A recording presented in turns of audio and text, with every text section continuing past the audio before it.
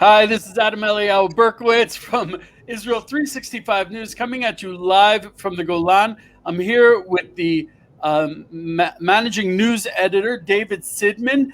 We're scrambling to get things together because the news is literally on fire. We The have Temple Mount is on fire. the Temple Mount is on fire. We just got video. In case you The don't understand what's going on, because of fireworks that were set off in the Aqsa Mosque of the temple, which is on the Temple Mount, which is the mosque that the Arabs are always claiming that the Jews are invading. It set off this massive fire in the surrounding courtyard. So right now, the Aqsa Mosque is literally engulfed in flames, and you'll see there's a massive pillar of smoke coming from the Temple Mount up to the heavens, surrounding this mosque. And I don't know how it's. First of all, the Temple Mount is a very difficult place for firefighters to access, and I wouldn't be surprised if they're going to be blocked by the Waqif just because they see it as some kind of incursion of Israeli sovereignty on the Temple Mount. So this is really interesting. Not only that the Temple Mount is on fire, but in my estimation, the rescue efforts are going to be held up for a very long time. This is the Temple Mount as seen from the balcony of Israel 365 reporter correspondent Josh Wander. If you see right now, there's beginning smoke. This is while the riots are going on. So what you're looking at right now is the trees that are surrounding the Al-Aqsa Mosque. Oh my God, the Temple Mount. And as you saw before, there were fireworks that set these trees on fire. Now what you're seeing right now is the trees are on fire, and it literally engulfs the entire Al-Aqsa Mosque compound in these flames. The structure itself was not burned, and the fire was eventually extinguished. But I don't know, David. I can't. Amelia asked if Israel did that. No, the Arabs did that, which just goes to show you this is their holy site, and they burn it down. They don't care. It's astounding. It's astounding. But this was the result of the Arabs' fireworks and their actions. It had nothing to do with ours. So right.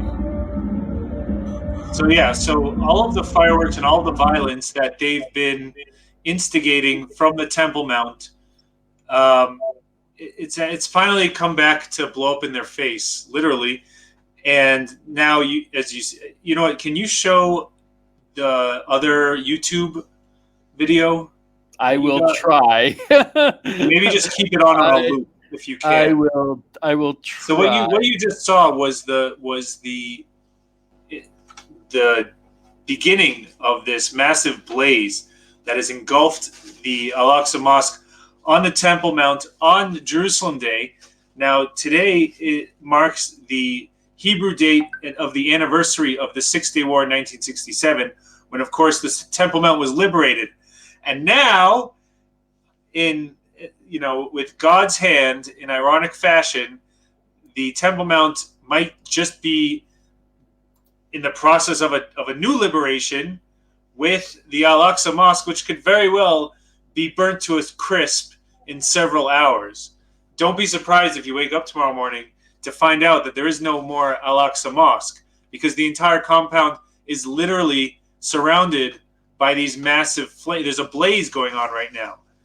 And, it's not the type of thing that will be easy for firefighters to access, both from a logistic point of view and also from a safety point of view. Who's going to secure the firefighters? Firefighters won't go up there if they're not going to be secured by the police, and the police can barely secure themselves, let alone firefighters.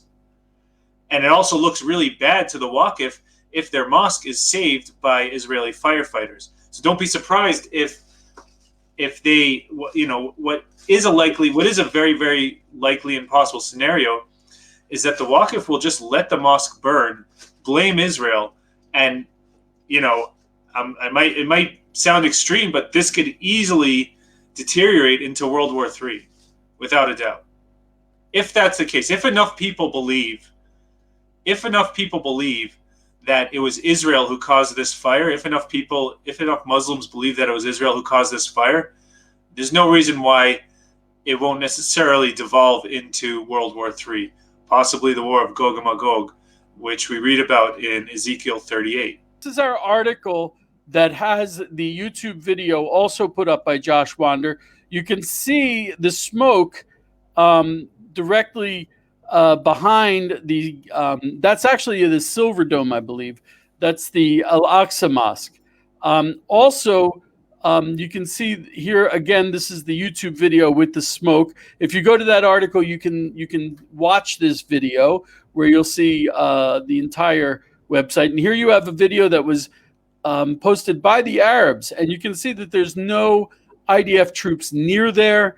Let me see. Actually, you know what? Just a second. Let me see. Let me see if I can do this. If this works. Yeah, there you go. The voice you hear is Josh Wander. God bless him. There's a lot of smoke. Yeah, that's Josh Wander. Yeah. Can you expand it? Are you able to expand it? I'm doing the best I can. This is about. All right. Well, anyways, what you're seeing is there's the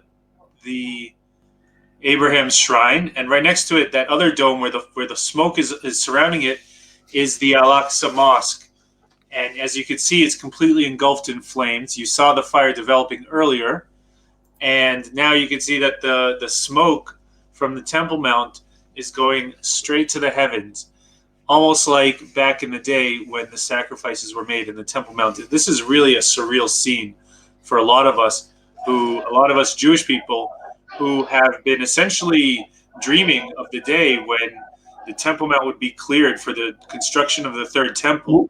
It's possible that the Muslims have just provided that service for us without us even having to fire a shot.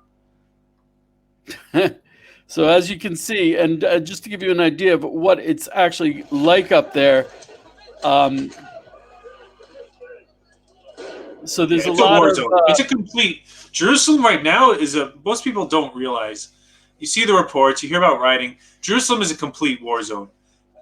From Shimon HaTzadik neighborhood, which is hotly contested because of the planned evictions, to the Temple Mount, to the Mount of Olives, that entire kind of eastern areas that are straggling the line of East and West Jerusalem is a total war zone. The police can barely get it under control. And you can see, that it's gotten so out of control that the Muslims themselves have set the Al-Aqsa Mosque on fire. How much damage it will cause is yet to be seen. If the damage can be salvaged, that's another big question. And it's a total war zone. People, the Jewish residents are stuck in their homes. Over 20 Israeli cops were injured today, and over 200 Palestinians were injured just today. And by the way, it's a miracle that only 20 cops were injured. If you saw, it really is. If I can disagree with you, David, I don't think that the problem is the ability of the Israeli cops to. If you see here, the cops are quite prepared, quite able to handle the situation. I think the problem is that simply that we have to play gently with them, or the world as it is blaming Israel. Tomorrow morning, I'm going to be interviewing Nitzana Darshan-Leitner about this whole issue having to do with the Shimon HaTzadik neighborhood, what's misnamed the Sheikh Jarrah neighborhood, who was actually just a physician who was buried there a couple of hundred years ago. Shimon HaTzadik was actually a priest, a high priest in the temple, and he is buried in that area, and that clearly predates any claim the Muslims could have on the neighborhood. Tomorrow morning, I'm going to be interviewing Nitzana Darshan-Leitner about the details of the legal case. The entire world is making it seem as if Israel is evicting poor Arabs, stealing their land, when in fact what happened was Jews bought the land under the Ottoman Empire, own the land. The Arabs physically, brutally kicked them out. And now the Jews have been going through a at least 20-year court process to get their land back. Land, the houses that they have deeds to. And the Arabs have refused to pay rent, have refused to, and this is what the world is, and most of the Democrats in America are condemning Israel for. They're condemning us for reclaiming our land that we bought, and Yeah. and now they're claiming that that we are brutal to the Arabs. And here you can see, if you want to not be hurt, the answer is very simple: stop the violence. Israel Right. is So reacting. Also, I want to point out this is not just Jerusalem. Rockets were fired from Gaza to Jerusalem today. How many rockets were fired? Over 30 rockets. There were, and thank God we have someone over us protecting us from the rockets, and it's not the Iron Dome. And thank God no one was hurt. But that's really, it doesn't matter to the world if Jews are hurt. All they care about is that they don't want the Jews in Israel, because if we're in Israel, that means that we're moving on to the next stage. And it's not going to be pretty for people who don't want that to happen. It's not going to be pretty for people who deny the Bible, for people who want to rewrite history and say, I can make up history. So these people are running scared. I was speaking to Rav Bigon, he said today, Rav Dov Bigon, who was one of the soldiers who conquered the Temple Mount in 1967. He said, look, anyone who has eyes knows that we are absolutely in the final stages. And why are they going so extreme? Why are they acting in such extreme manners? Because they're scared. Because they know that prophecies have been happening and they're going to continue to happen, and the end is very clear. So these people are running scared, and this is what running scared looks like. Running scared does not mean running away. Running scared might just be picking up a rock and fighting in the most ridiculous way possible. And they know that they have the people who hate the Bible to back them up. And that's what we're looking at. Well, yeah. I mean, I don't know if I would say they're running scared. I mean, I think they're pretty brave to essentially square off against these police and throw rocks in their face without even worrying about repercussions. But it's misplaced bravery, meaning it's obvious, I believe, that it says very clearly in the book of Deuteronomy. If you open your Bibles and you look at the book of Deuteronomy 32:21, it says, I'll incense, that it's speaking about Israel, the nation of Israel, and what God will do to the nation of Israel if the nation of Israel does not heed to God's commandments. It says, I will incense them with a no folk, vex them with a nation of fools. Now, is there any clearer prophecy coming true than these so-called Palestinians who constantly instigate and engage in violence, whether it be suicide bombings, shootings, stabbings, stone throwings, you name it, Molotov cocktail throwing, rape. It's really a fulfillment of that prophecy, and it's high time that Israel stop using world opinion as an excuse, and start understanding that world opinion doesn't really matter when you have a knife to your throat. World opinion doesn't matter when your holy capital city is literally on fire. What Joe Biden, there has to be a certain point where the nation of Israel stops taking into consideration what everyone else thinks and stops using what everyone else thinks as an excuse for inaction, because it's not an excuse for inaction.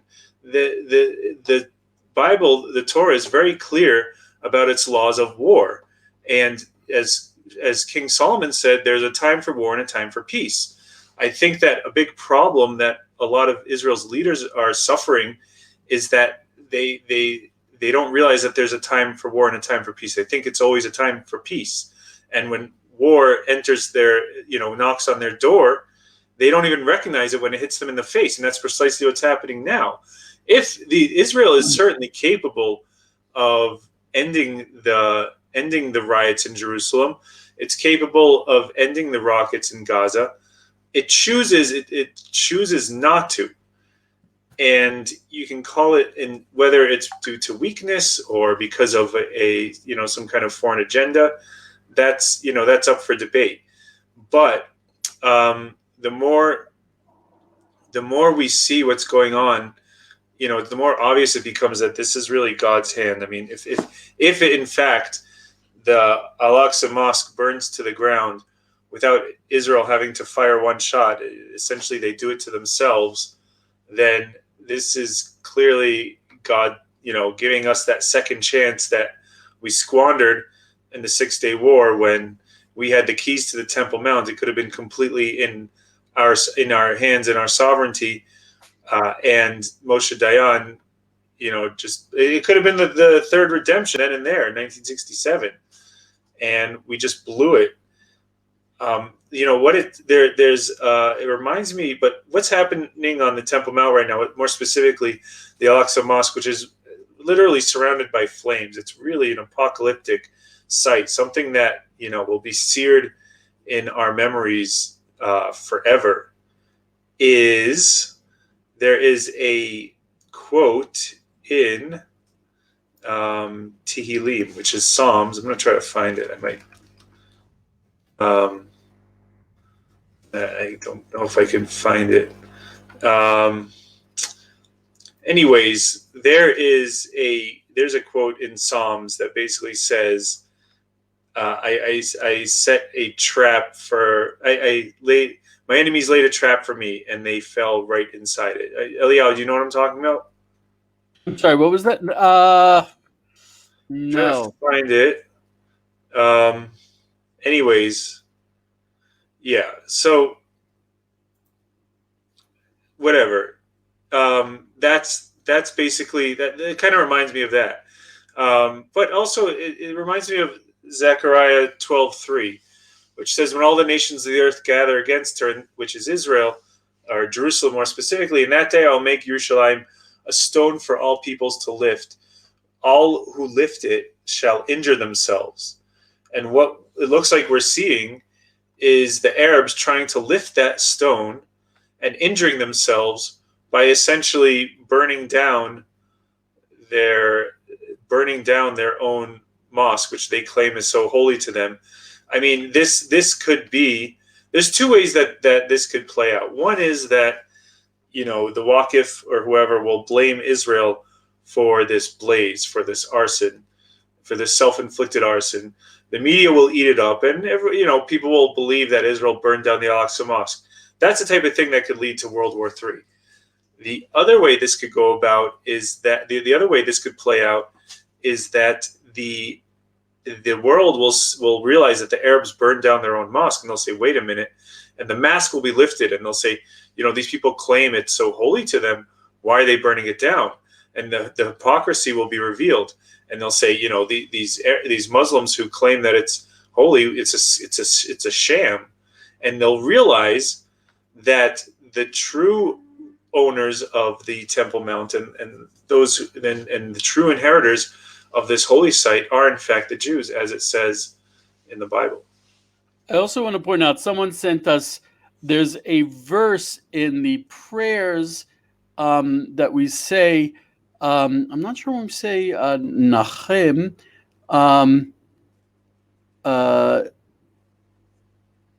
it's a prayer that we add on Birkat Yerushalayim, on the blessing of Yerushalayim on Tisha B'Av. Okay, this is a prayer that we say on Tisha B'Av, And the prayer, the prayer actually says, oh gosh, let me just find this. It says, Ki ata Hashem be'esh hitzta uve'esh ata atid livnota. Okay. Oh gosh. It means that I'm sorry? It means that in the future that Hashem destroyed the temple in fire, and he's going to in the future rebuild the temple in fire. Where does it say this? This is in the tefillah, a prayer that we say on Tisha B'Av when we're trying to be comforted about Jerusalem. And the prayer says that do you know who wrote the prayer? I don't know who wrote the prayer, but it's based on a verse in Zechariah, which the verse in Zechariah, chapter 2, verse 9, which says, V'ani ehyeh l'Hashem ne'um Hashem chomat esh saviv v'lichvod eyeh betocha. Hashem is going to be a wall of fire around it. That's Zechariah or Zechariah, as you want to say, chapter 2, verse 9. And based on that verse, we say that there is going to be a good aspect of fire against the horrible fire that destroyed the temple in that we commemorate in Tisha B'Av. I think we know what our lead story will be tomorrow morning. I saved myself some work and went right to it. So so this is what we're actually seeing in front of our eyes, is this blessing based on the verse in Zechariah. This is what you're looking at. This is the wall of fire around the temple. So what we're seeing right now could very well be Zechariah's prophecy in real time on the anniversary of the war that liberated Jerusalem. And now we could be seeing a very different type of liberation, which, didn't require a single shot to be fired by Israel, where the Aqsa Mosque will be burned to the ground tomorrow morning. It might not happen, but it could. This is definitely not, something that's gonna, there's a fire on the Temple. No, this is whatever damage it causes. This is not going away. This incident is not going away. This is truly historic. This is I've never seen right now. This is not just like a little bonfire. If I can add 2 points, we are no longer in Jerusalem Day. Jerusalem Day started last night and ended in the evening today. Jerusalem Day was, of course, the day that Israel conquered the Temple Mount. There was actually a firefight, a battle on the Temple Mount before the IDF forces went down to the Western Wall. Today is actually the anniversary of the day that Moshe Dayan gave the Temple Mount back to the Arabs. And they're burning it down. Back to us. That's crazy. They're burning it down. They're saying, we don't want it. We don't want anyone to have it. We can't be responsible for this holy site. We were not worthy. Here you go. Right. It's crazy. This is the anniversary of the day that they rejected the Temple Mount. And that's what we're looking at. And we're looking at the prophecy of Zechariah that says that there will be a fire on the Temple Mount, or as the Grateful Dead used to sing, fire on the mountain. Do you really have to bring in a Grateful Dead reference during the most historic moment in Jerusalem? One of the most historic moments in Jerusalem. Absolutely. It's all coming together. It's all coming together here. I've never seen anything like it. Another point I want to make is if you go up to the Temple Mount, I don't know if it's still there, but there's the Shar Harachamim, the Golden Gate. And to get to the Golden Gate, you actually have to go downstairs. It was sealed off because it was being used as a Hamas meeting place.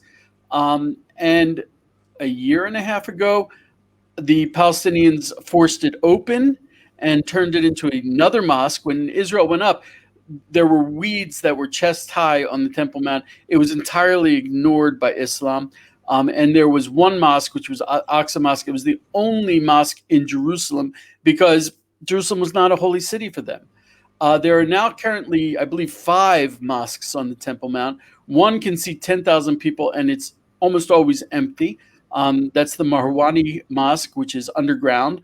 But the point is, next to the Golden Gate compound, if you go, you will always see, there used to be, and I hope it's still there, a pile of timber underneath a tarp. That pile of timber is just sitting there, thrown off to the side like garbage. And what most people don't realize is those timbers, we managed to grab a few of them.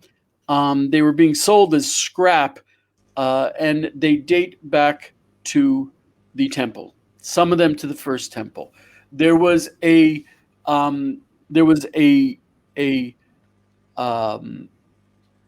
earthquake in the beginning of the last century. The Aqsa Mosque fell down, and they used different timbers, and some of these timbers were cast to the side. The Aqsa Mosque was actually built from material that was up on the Temple Mount from the first and second temple. If you go up to the Temple Mount and walk around, which I would highly recommend, there's all these carved stones, columns, timbers. All of those things are from the temple. No building material was ever brought up to the Temple Mount. The Aqsa Mosque and the Dome of the Rock are built from material from the temples. So God forbid it should burn down. That's holy material.